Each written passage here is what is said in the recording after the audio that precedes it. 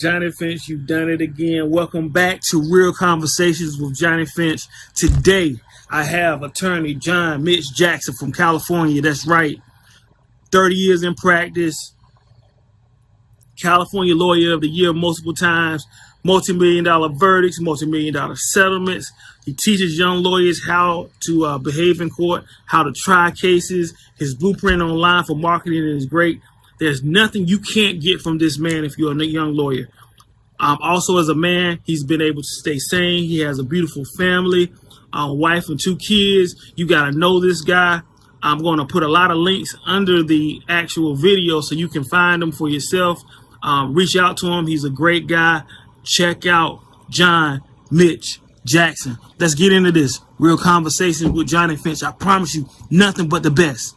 Nothing but the best interviews. That's what you get right here. Welcome back to Lawyer Life Live. This is Johnny Finch. I'm here with the great legend, Mr. Mitch Jackson. We're going to get right into this. Today we're talking about the anatomy of a successful and sane trial lawyer. Mitch, while I've been looking and following you for the last 6, 7, 8 years, thank you for coming here. I understand that before you actually file your first motion with the court, you had to file one with your soon-to-be wife's dad. Can you tell us a little bit about that? I certainly didn't, Johnny. It's good to see you. You know, I'm blessed to be able to call you a friend of mine, and thanks for having me on. I just love this stuff. Yeah, so you're talking about the chief. You're talking about my father-in-law, father of 3 daughters. When I met Mike the Milkman, that's what he was. He was loading milk crates on the back of a milk truck. And 20 years later, when I first met him, he owned his own dairy distributorship and retired at the age of 52. Okay.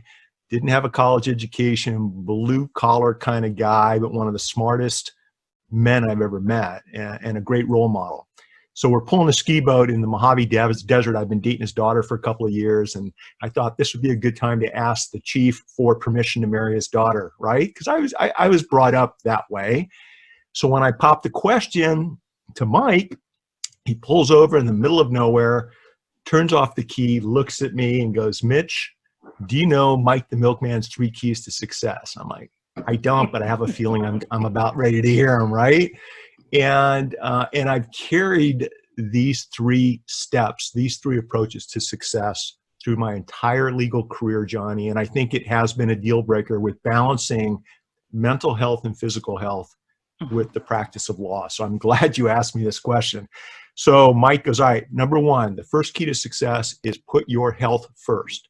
Put your physical health and your mental health in front of everything else, because unless you're healthy, and he's pretty blunt, he goes, you're not going to be any good to anyone else, to my daughter, your kids someday, your wonderful mother-in-law. You're not going to be any good to any of us. So take care of yourself. And I said, well, I like to. I will. I promise I'll do that. He goes, number 2, take care of my daughter. Take care of your family. Take care of your neighbor and friends. That should be your second priority.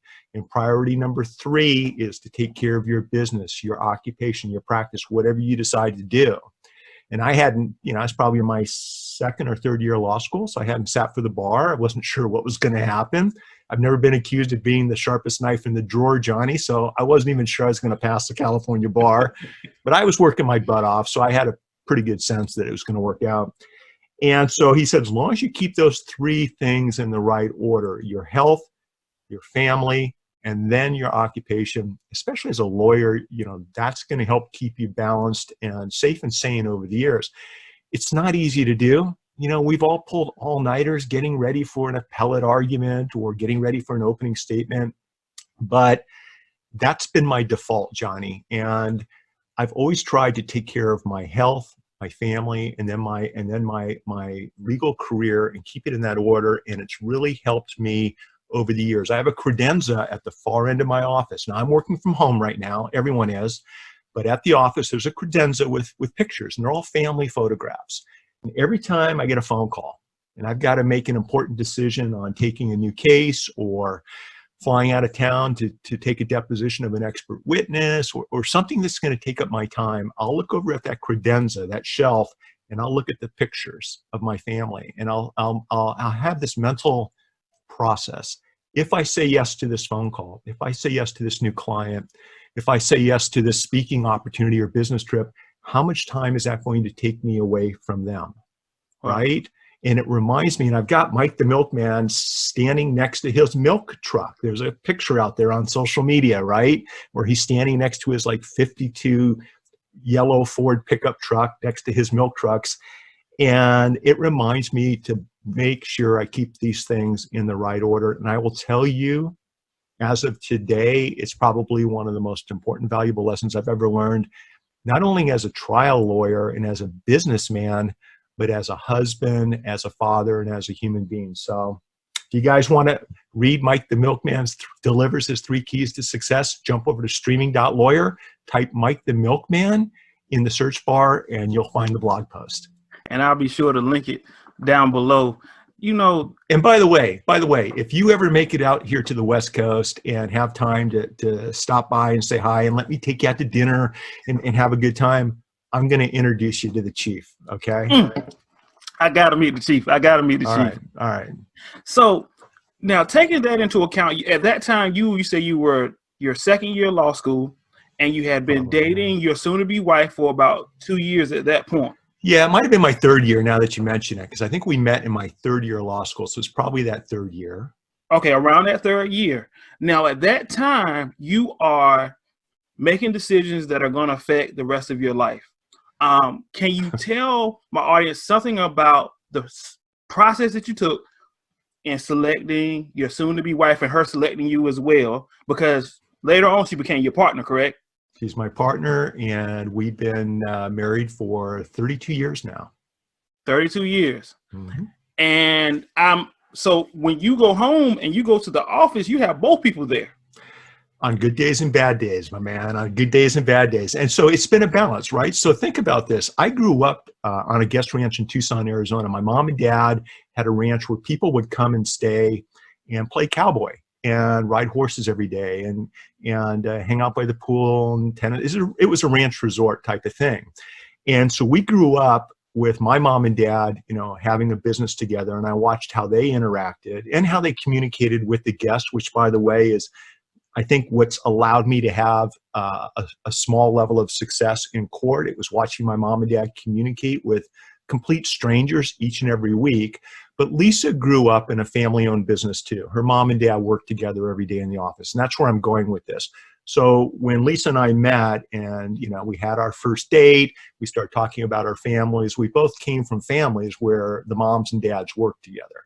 So we understood the dynamics, the good side of it. If you want to push everything aside and take a little family trip, get out of town for a couple of days, it's super easy. You talk to the boss. She's laying right next to me at bed before I close my eyes at night. On the other side of the coin, when you have your typical disagreements about what turns out to be unimportant life challenges, right? Guess where you end up? You both end up at the office. So did you at that time envision going into practice with your wife, or did that just kind of come together at the time? Either way, it was a decision that you were going to have that was going to affect your mental and physical health, whether she worked with you or not. But I'm asking, did you have a forethought to see, hey, she's accustomed to this. Her family have run a. I had my fingers crossed.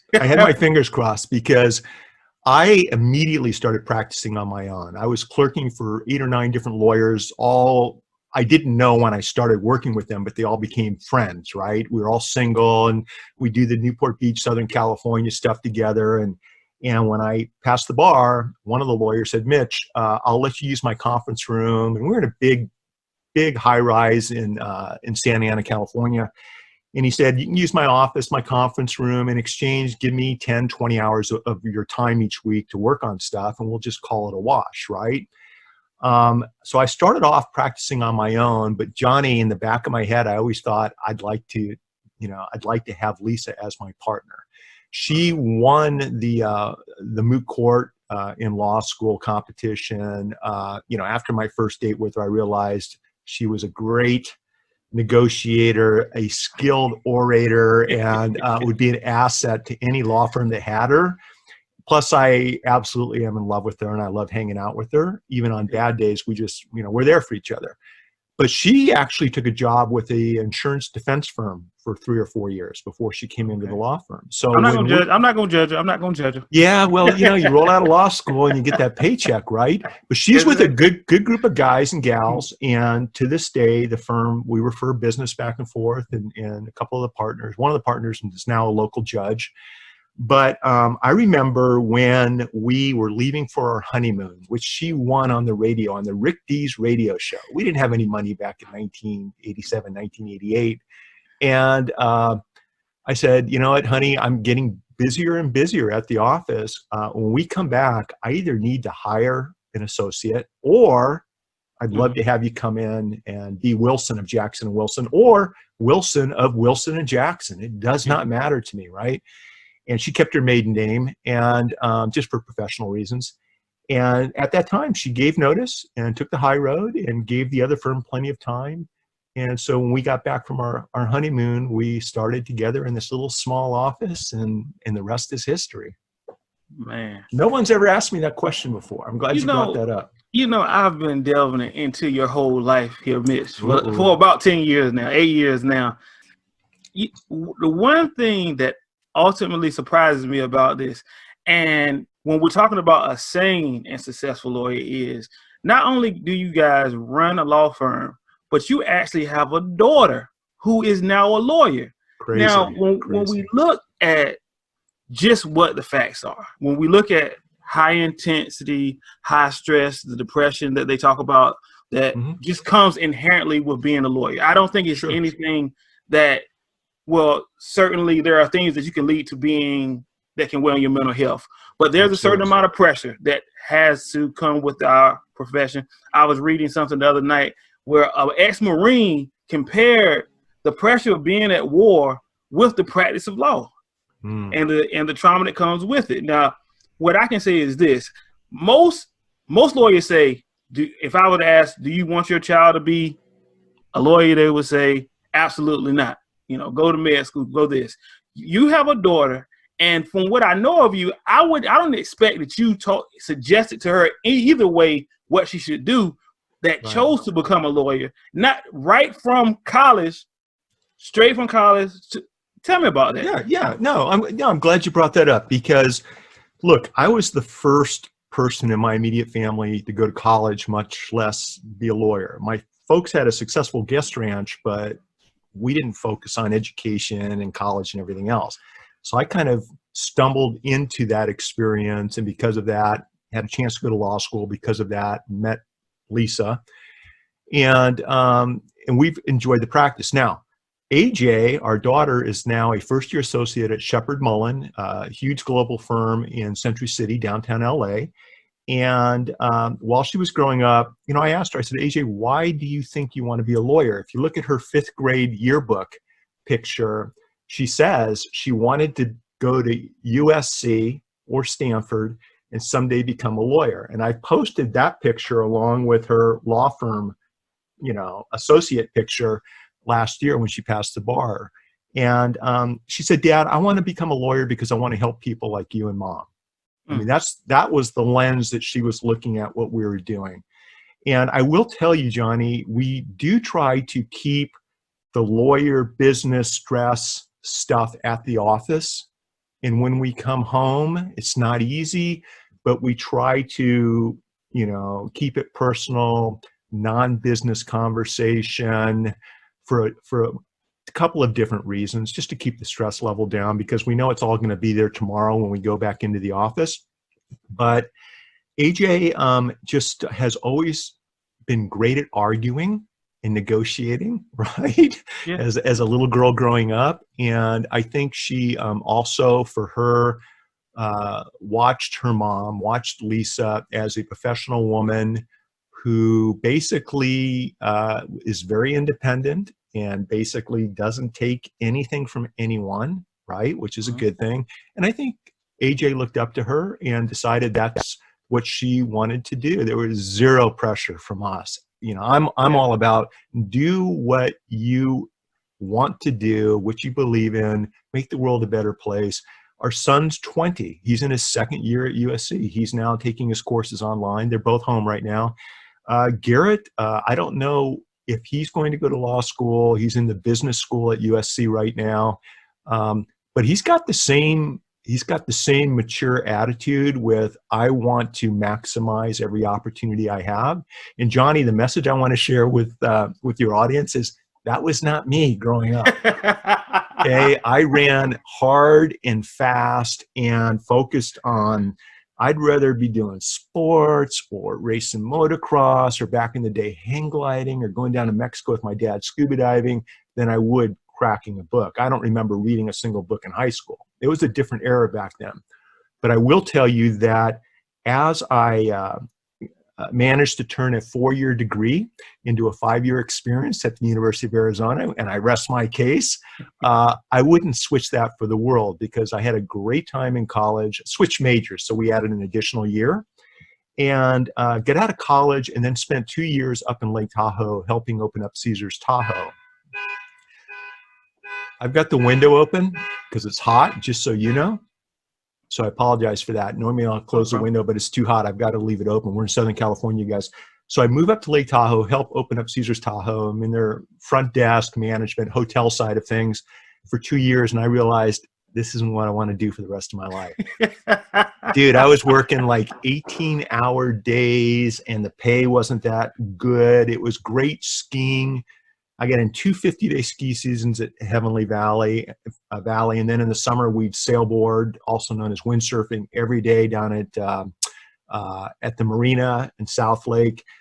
But I realized this isn't what I want to do. And we had a neighbor that lived up the street from the ranch who was an assistant district attorney in Tucson. He used to prosecute criminals, right? The guys you go up against. And Fred was a cool dude. I liked hanging out with him and talking to him. And we do diving trips in Mexico together. And he's like, Mitch, if you're interested in the law, if that business law class interested you, you should think about maybe going to law school. You know, I think it's something you might actually enjoy. So I remember after 2 years out on my own, trying to make ends meet, trying to keep everybody happy, you know, doing everything I could for everyone else, but it wasn't, you know, it wasn't doing anything to promote my career. I decided, you know what, I'm going to go back to Tucson and study for the LSAT and go to law school. And yeah, it's funny, once you have some of life's experiences on what it's like out there, that's part of the drive and determination that I brought into the practice of law, along with my being a waiter in college, being a bartender in college, working the front door at some beer spots in college. Yeah. Oh, yeah. All of those people skills, right, help you as a trial lawyer, which I know we're going to eventually talk about.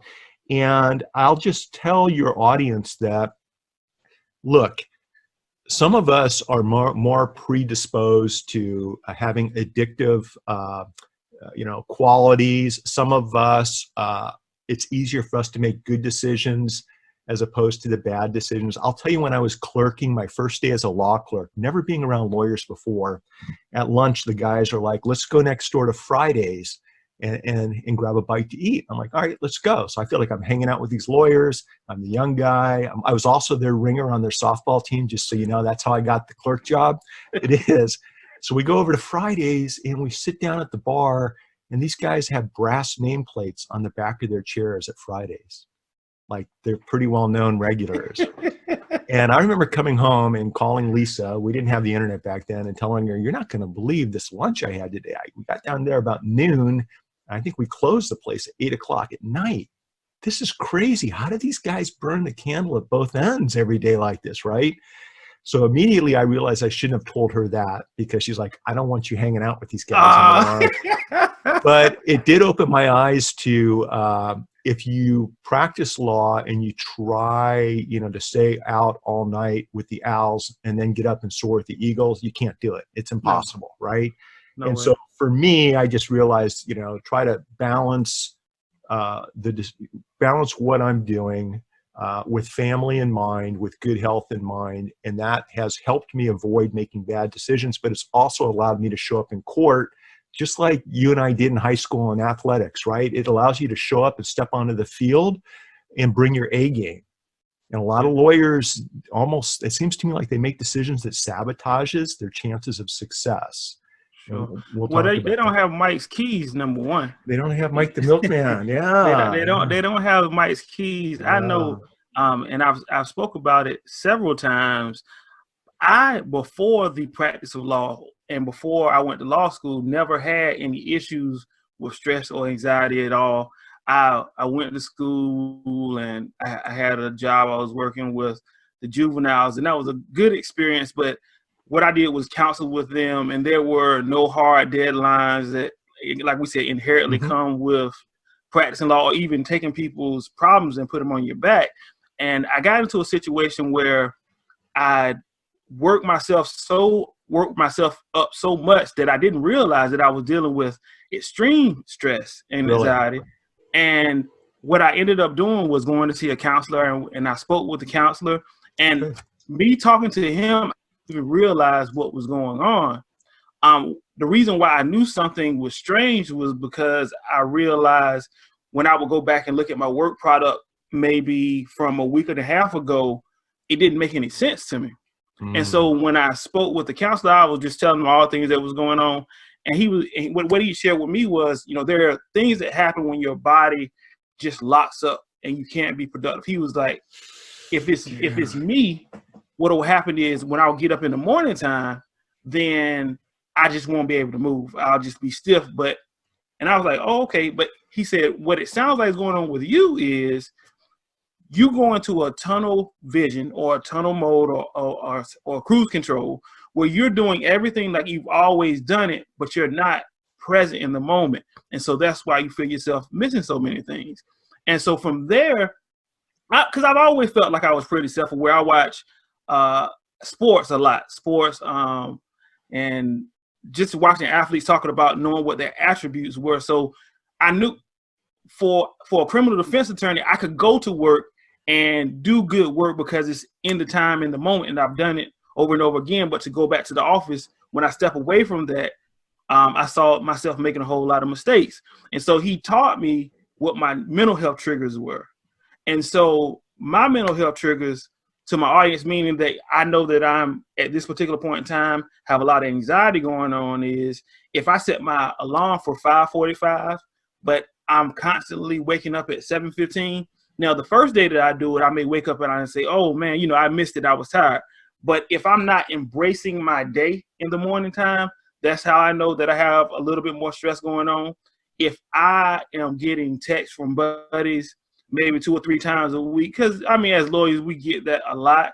Yeah. And 2 out of 3 of those days, I'm actually going to meet people. It means that, hey, do I feel the urge to get an additional drink that I normally would, as opposed to focusing, like shutting my day off fast? Also, when I get home with my wife and my kids, if I get home a little bit later, so I don't have to do as much, because usually my job is to help them with the food, help them with the baths, and then get them to bed. But if I get in at bath time, and if my wife is speaking to me and I always want to have conversations with her, but if I'm going in the house and I'm spent at that point and I'm avoiding these conversations, these are the triggers that let me know, hey, I need to do something different. I say all that to say, Mitch, have you ever thought about mental health triggers? Or I have, and I'm glad you shared that with me, because I think that, first of all, let me just let you know that I've tried, I don't do criminal defense, but I have tried a couple of big criminal defense felony cases, okay? I felt more pressure handling those cases because my client's freedom depended on the outcome of these cases where they didn't do anything, they did not break the law, but they were being charged with multiple felonies. And I felt a lot of pressure on those cases, as opposed to in my civil cases, even though they're serious injury, death, business litigation cases, and there are a lot of zeros that we're looking for.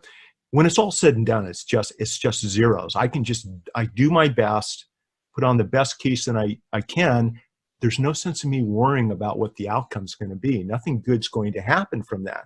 I want you to know the most stress I've ever experienced as a trial lawyer was the last criminal defense felony case, 9 felonies, hour and a half recorded confession, and a lot of other stuff. And I got a not guilty on all 9 because it was a coerced confession and we proved it. But I was stressed, Johnnie. So give yourself a break, because the type of law that you've decided to practice is by nature relating to the civil liberties of people, the freedom that people will have, whether or not they're going to be able to go home to their families at night. But here's the secret. I read a book years ago, I mean, before I became a lawyer, and I think the book was called Don't Sweat the Small Stuff, and It's All Small Stuff. And I think the author of the book has since passed away, but it's a great book. Each chapter is like a page long, so it's a quick read. My takeaway from that book was to treat the practice of law almost like a game. Don't take things so seriously. Separate the issues from the people. Be hard on issues. Stand up against certain issues, but be kind to people, whether it's a judge, opposing counsel, an unfriendly witness, an expert that you know is lying on the stand because the other side's paying him or her to say what it is they're saying in front of a jury of 12. You know, separate the people from the problem. And by treating what I'm doing, which doesn't mean I'm working less hard and putting in less effort, it's a mental thing. I just kind of treat it as a game. Whatever the outcome of that game is, as long as I've done my best, I'm gonna be able to put my head down on the pillow at night and get a good night's sleep. Also understand that in the scheme of life, and I think with what's happening around the world today with COVID-19, I think a lot of us are appreciating and have a better perspective on what's important in life. Oh, So yeah. I think for us, it's our family, right?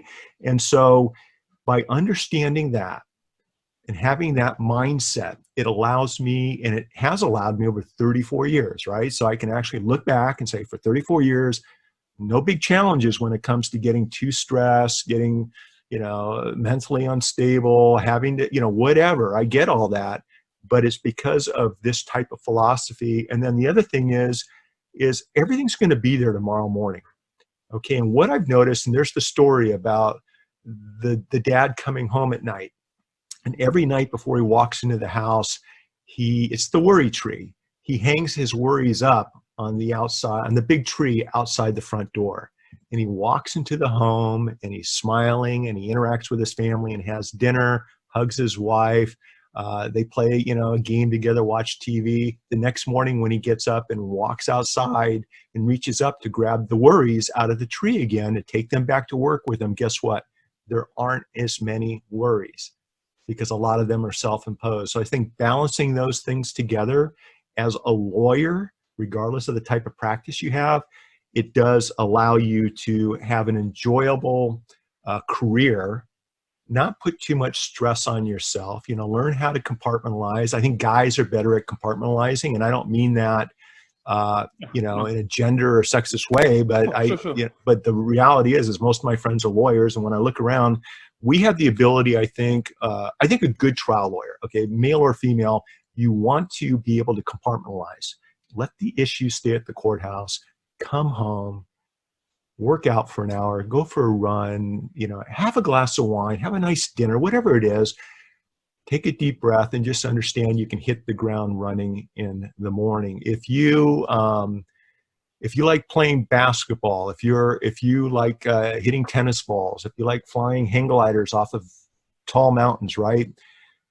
It's one thing to want to pick up that hang glider and just run off a 1,000-foot cliff, but unless you've been properly trained on how to put the glider together, on how to deal with wind currents, on thermal activity, on how to land a hang glider, is probably not a good idea. It's a process. It takes time. And so everything you and I are talking about is a process. Give yourself a break, right? Whoever's watching this, baby steps, and put your health physically and mentally first, and I think everything else will fall into place. The big challenge I see, Johnnie, are lawyers saying, well, the client's interest comes first. Everything I do has to be about that client, okay? I understand what state bar rules say. My interpretation of that is the client's best interest always comes first, but it's a client-centered practice. This is my client, and this is my life. My family's here. My wife's here, my kids are here, my hobbies are here, my passions are here, my mental health is here, my physical health is here. this is one big package. Lawyers that focus on that center, on the client 24/7, 100% are the ones I think that get burned out early in their career and actually don't enjoy the practice. And I don't want to see that happen to anybody. Yeah.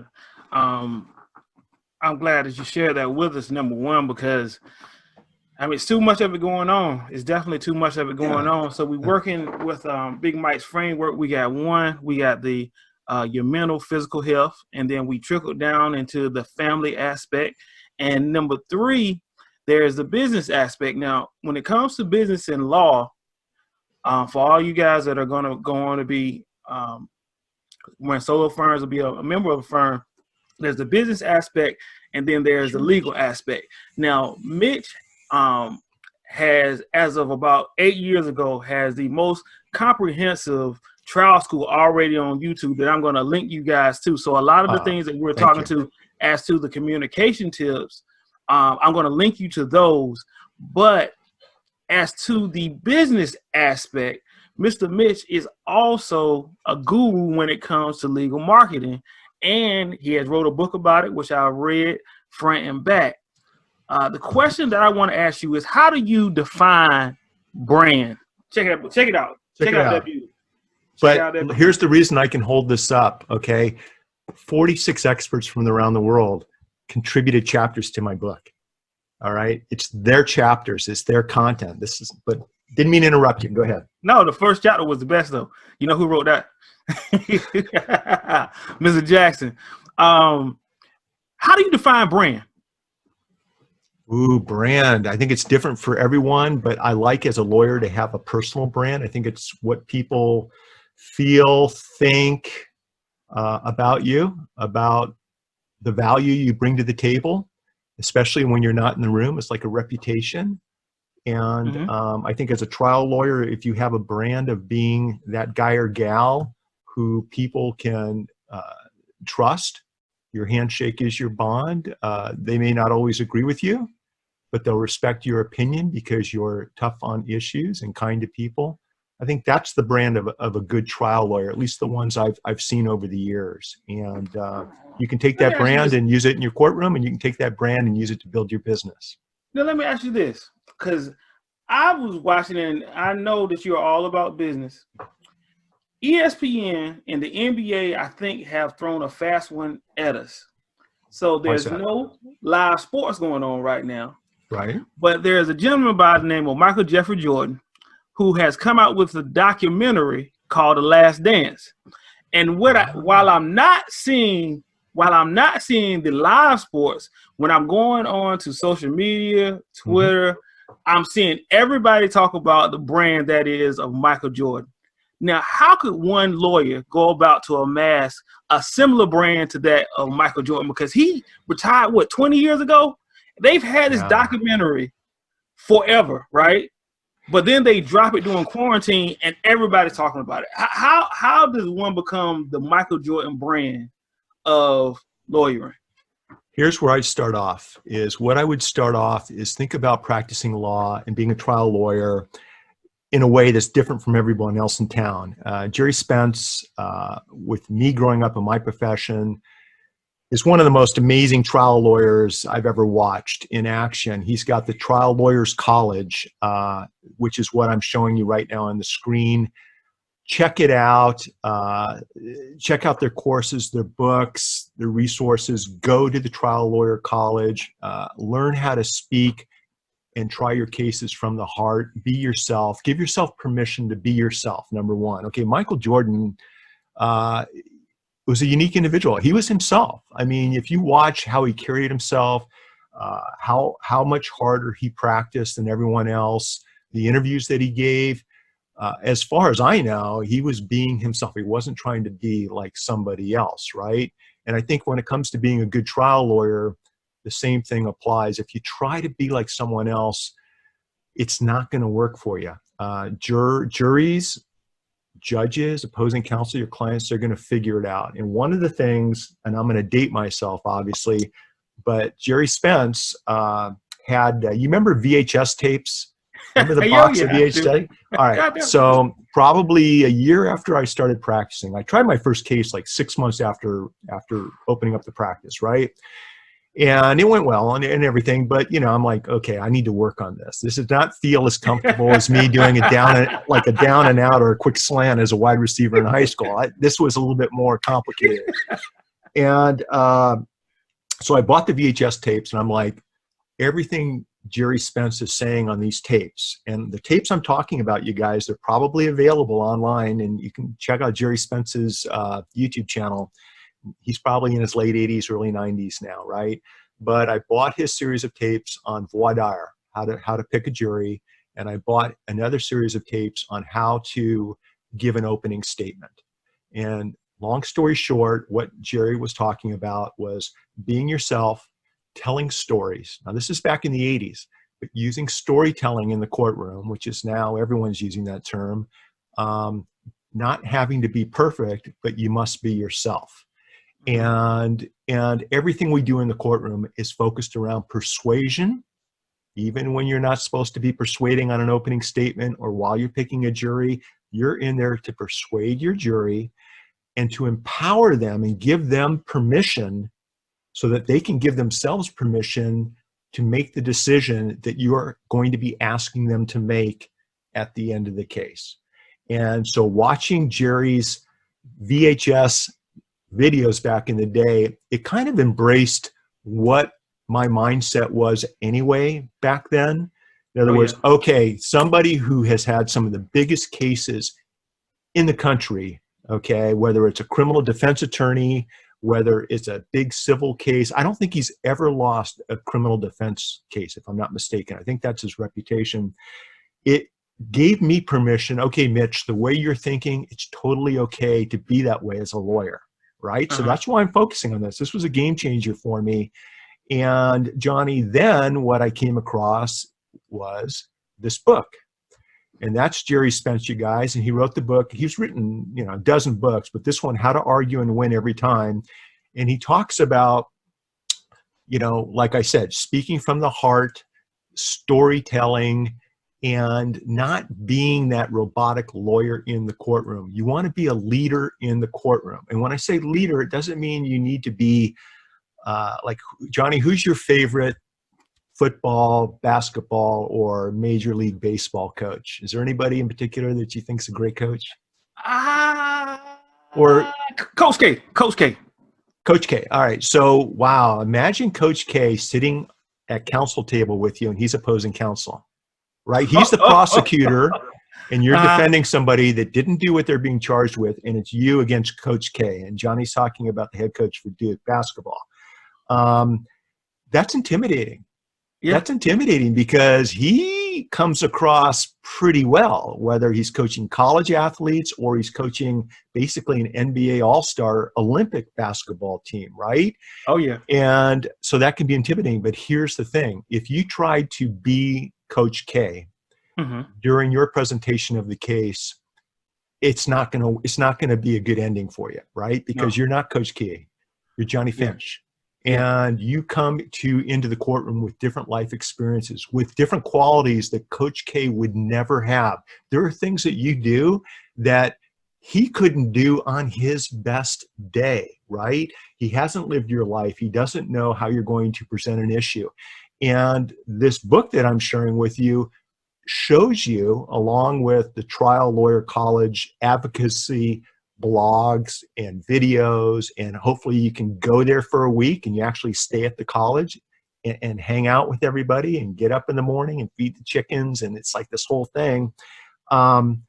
It teaches you how to embrace the Coach K within you, make it your own, 10x it, and then bring that into the courtroom and get the result that you need to get for your client. So I don't remember what the original question was, but I mean, that's the process right there. Yeah. We were talking about brand, and what you were focusing in on is from the legal aspect, being yourself, owning yourself.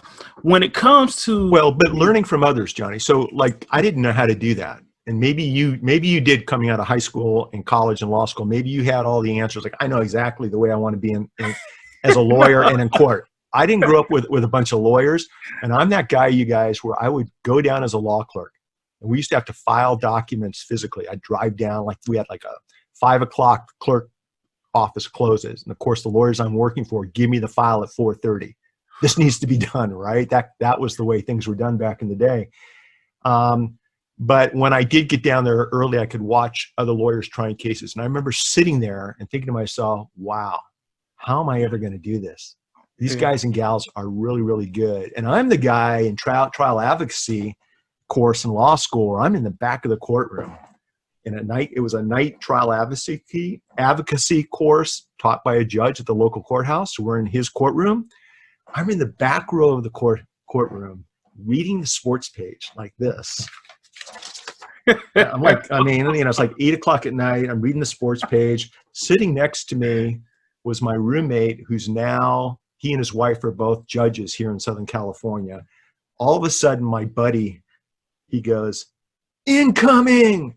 And I look up and I duck, and this eraser comes flying through the air, hits the wall behind me, chalk all over the place. And it was the judge going, Mr. Jackson, you do not read the paper in my courtroom.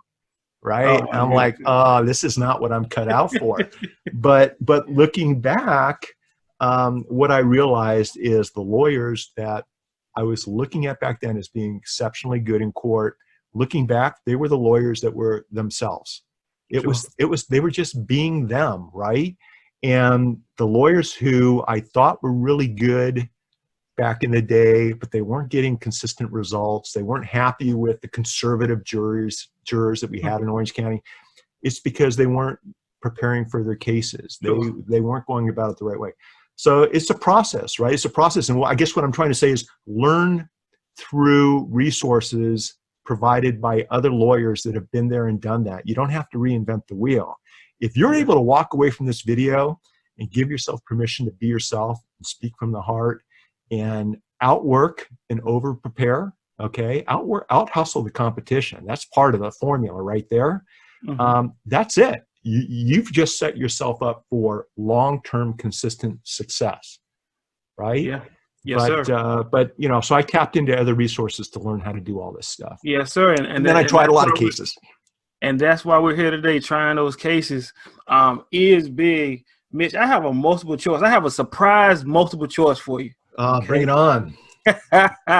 So you are looking at hiring a new associate. Okay. And what we're going to say is, by default, all of these in a box of character, all of these check off the box. Okay. And I want you to rate each candidate from 1 to 3. Okay. So your first candidate is went to a mid-tier law school, but has a legacy of lawyers in their family and good connections politically. Okay. What type of law practice do I have? My practice? Your practice. Okay, so we're civil litigation, personal injury, wrongful death, business litigation. Mm-hmm. Okay, gotcha. Mm-hmm. But you're still your own business mind, and so you can do whatever you want to with these associates when you get them. Okay. I need context to give you a good answer. I got you. We're good. Go ahead. Number 2, we have a top tier law school, smart as a whip, social skills lacking a little bit, but very hard worker. No connections. Okay. And third, we have a low-tier law school, what we'll call a tier 4 law school, average grades, 1 million followers on Instagram and Twitter. I need you to rank those for me. Why are they following candidate number 3? What's the reason? Is it because he or she's great on TikTok and can sing? Are they sharing valuable information? What's the reason for the followers? No, so candidate 3 has no unprofessional business online. They're just a very popular person, very popular personality. And so none of the information that they have online is going to hurt your firm. They just understand social media. But you understand you got to ask these questions. Yeah, I'm with you. Right? So here's the answer. Johnnie and I have not rehearsed this, you guys, but I actually wanted to kind of like add value here. This is the answer to your question. And what I mean by that is the people that I want to be hanging out with at the office, whether they're part of my team, whether they're support staff, whether they're third-party suppliers, process servers, investigators, private investigators, people I'm hanging out with at home in my life, I want to make sure they're people persons. They have people skills, that they enjoy life, that they're fun to be around, they have positive attitudes, right? And we didn't talk about the attitude of any of those three candidates. You've shared their law school background, their connections politically, their presence on social media, which is, all of those can be good and bad things depending on how you use those instruments. But what I would focus on, and what I've done in the past, and I just wanted to put this book up because it's more relevant today than ever before. This approach, you guys, what Dale Carnegie teaches, is what's helped me land some big cases and get some good verdicts, you guys. It comes down to whichever of the three candidates, Johnnie, had the best people skills, the best attitude towards Mike the Milkman's, three approaches: health, family, and the profession. Any one of those candidates may have a problem with the truth, may have a problem with honesty. So there's a lot more involved, and I would love to just be able to answer the question 1, 2, or 3, but for me it comes down to the human being, and I really mean that. It comes down to any of those three would be fine as long as they check off the box on 10 other things, right? Sure. We had someone, this has probably been 1.5 years, 2 years ago, just sitting across my desk with a job interview, doing this, texting while I'm asking like this, right? I'm like, whoa, what's going on here? Well, I'm getting some text in. I'm like, no, it doesn't work. You need to put the phone down. Goodness. And I believe in smartphones and the power. We're all walking around with we're all publishing companies now. But there comes a time and place where when you're having a conversation with someone, you need to look them in the eye and you need to be engaged in the conversation. And so of those three candidates, the one that was engaged with me, that showed an interest, that was honest, that was enthusiastic, who was in it to win it, all right? Because I am about winning or losing. It does make a difference. As a trial lawyer, the outcome to the case, it makes a difference to our clients. It makes a difference in the brand that you're building. And I think it needs to make a difference to the people you surround yourself with. So of those three candidates, the one that crosses off those checklists would be the one that would get presented with a job offer. Awesome. I love how you work in frameworks. I can almost see it like a beautiful mind coming across the screen. I got one more question for you. Sure, this is fun. I'm enjoying it. So, as a young lawyer, where a person has their own firm, they open it, they're doing pretty well, and they win their first case. So the first case is a substantial money award, whether it was a client who paid the fee or whether they won. And it was substantial enough to change their life, but not enough to last for their whole life. What advice would you give that lawyer when it comes to building their firm and having a stable and successful and sane life going forward? I like that. So first of all, another tip that Mike the Milkman gave me. Mike, we got to get Mike on. I don't know if I want to get him on live video, but he's a character. But he gave me the book. It's called The Millionaire Next Door. And I don't remember all the details, but the co-authors interviewed a couple hundred millionaires in the country. And what were the common characteristics these millionaires had? And the bottom line was they spent less than they made. One of the examples was Warren Buffett. And they interviewed him, and at the time he was still driving his 1952 pickup truck to work, and he had a $75 suit on and a $15 wristwatch, and at that time he's one of the wealthiest people in the world. And so my advice would be, don't go out and buy that expensive car, boat, plane, think long term. And one of the suggestions I have is if you're in a situation where you can bring in more than one financial advisor, maybe 2 or 3 financial advisors. So you're not putting all your money with just one person. You've got maybe one financial advisor. And by the way, these are all people you've researched, you've done your due diligence, personal referrals. You list, that's done. That's the first thing. But if you take 1/3 and invest it with the financial advisor that's hot and heavy on the tech sector, for example, and is plugged in with that community. The next one is more conservative, more traditional, blue chip stocks, whatever it might be. The third one, maybe it's community-based real estate investments, whatever it might be. And separate those investments into 3 different money managers. Then I think you're diversifying your investment strategy for the long term. And, heavens forbid, if something happens with one of them, whether they make bad decisions or they turn out to take your money or whatever it might be. Yeah. I know you've never defended anybody like that, but I've sued people like that in civil cases. That you're not putting all your money into one basket. When it comes to stock investments, a good piece of advice. I'm not a stock expert, but you never want to put more than 4 to 5% of your investment in any one stock. You want to diversify, right?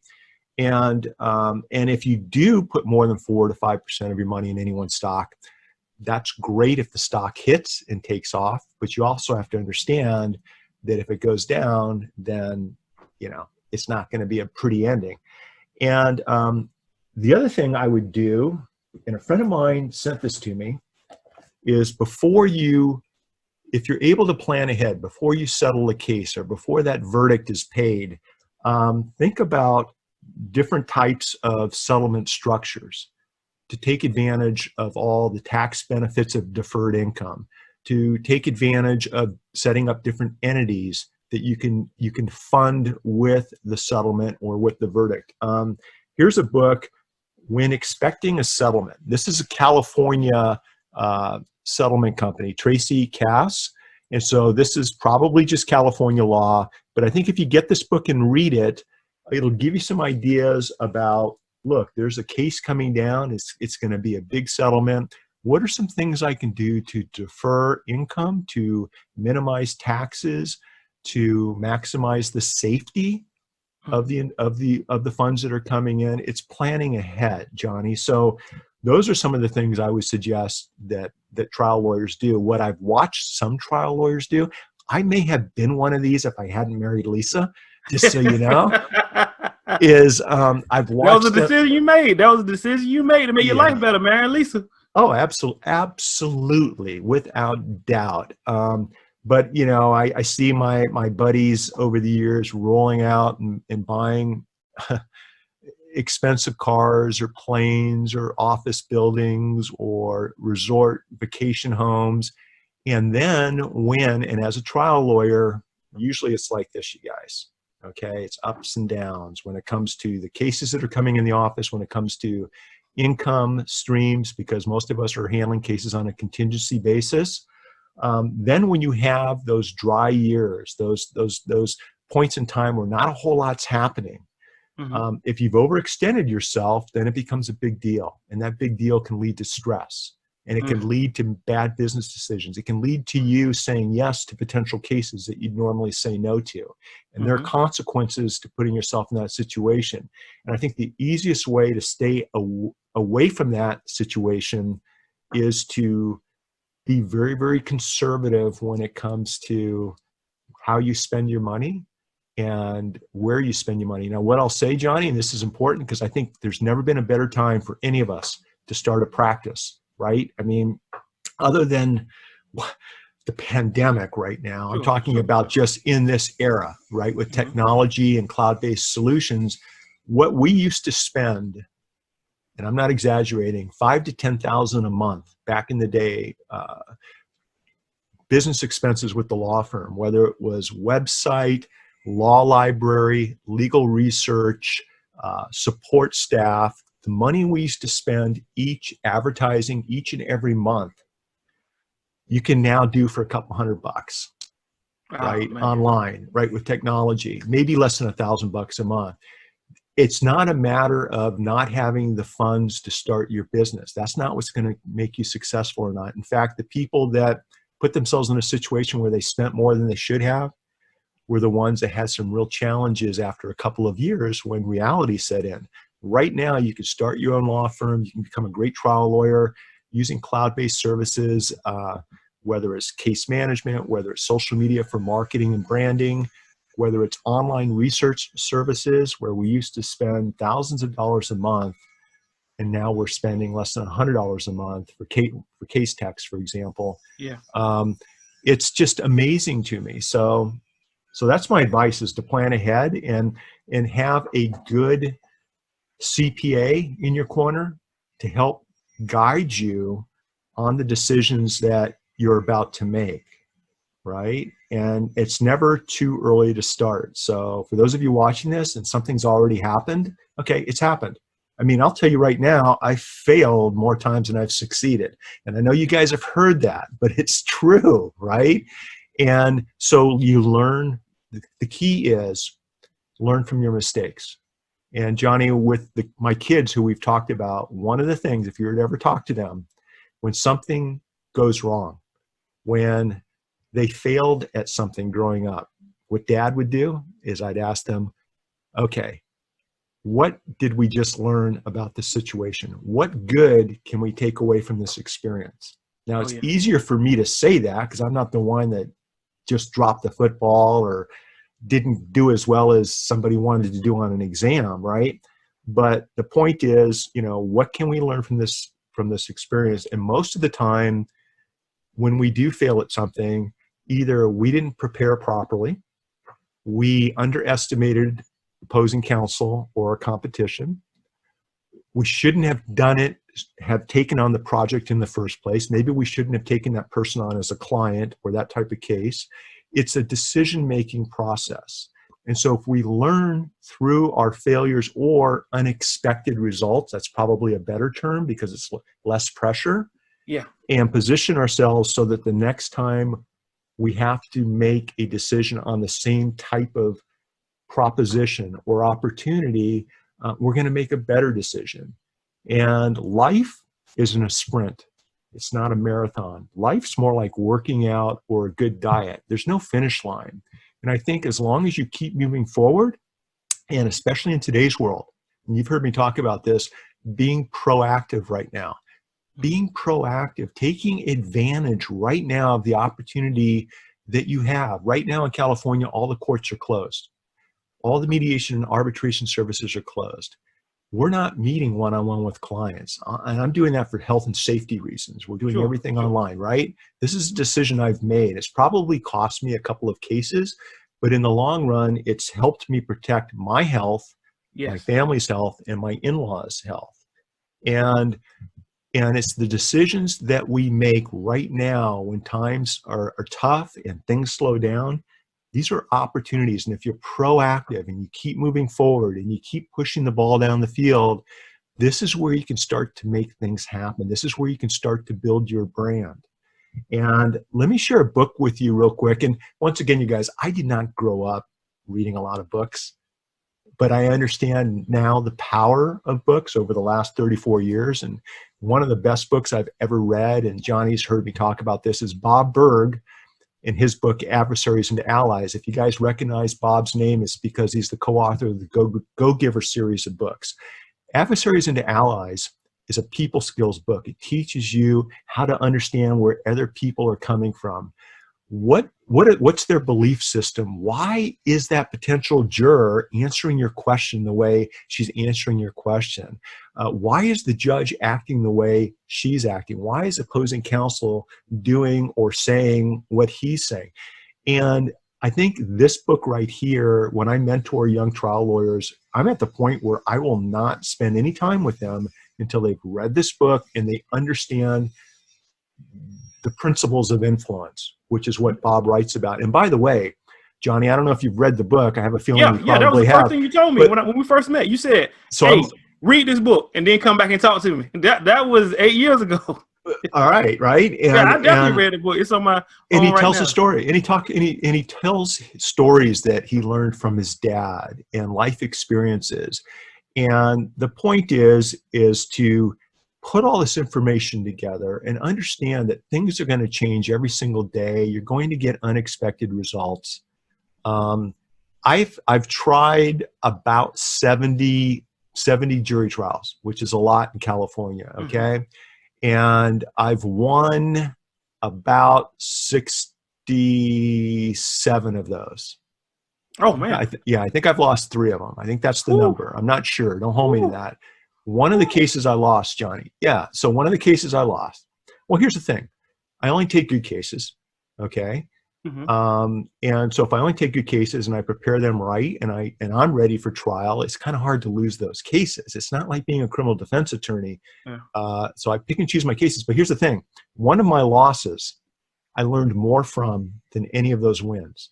I tried the case 3 times. I don't know any other lawyer that's tried a civil case, the same civil case, 3 times. The first time, there was a pretrial motion by the defense attorney who hadn't lost a case in 8 years. And he's actually written a testimonial at our website. And I'll talk to you about this. And we were not supposed to talk to witnesses about a particular issue. About halfway through the trial, I don't know why he did it, but for some reason, he inadvertently brought up this topic with a witness, and so we had a mistrial. Okay. So we had to discharge the jury. Case is done. The next day, come back and pick a brand new jury. Okay. Pick a brand new jury. We tried the case for, I think it was a 1 or 2 week trial, and it's a hung jury in civil court, 6-6, which I've never had happen to me before. Believe me, you try a case twice, and you've got it down. Like I knew exactly which buttons to push, and he was good, right? So the third time we come back, we try the case a week later. Maybe it was a month later, I don't remember. And I actually took his opening statement. He gave the same opening statement both times. So by the third case, Mm-hmm. I gave his opening statement, and I threw him off because he was just going to stand up and say the same thing. And I saw him look at me like, you son of a bitch, right? When I was coming back to the counsel table, right? And we got along. He was a good guy. And so I sit down. He gets up and he kind of stumbles through his opening. He did a good job, but it wasn't as good as the first 2 trials. We put on our case. I knew which buttons to push. Jury leaves. When the jury comes back, probably a day or 2 later, we're sitting there, sitting next to my client. Jury walks in, the judge walks up, the jury's about ready to read their decision, and the lawyer leans over and he goes, Mitch, I think you spanked me for about $750,000. And I said, I think I did too, right? Cocky Mitch, right? And of course, on the question of negligence, was the defendant negligent? Yes or no? The answer was no. Case done. Defense verdict. And I ran into the judge, I'll just say later on that year, and he told me how surprised he was with the jury's decision because he thought that they were going to come back with a substantial verdict for that particular fact pattern. And what it taught me was you never know what a jury is going to do.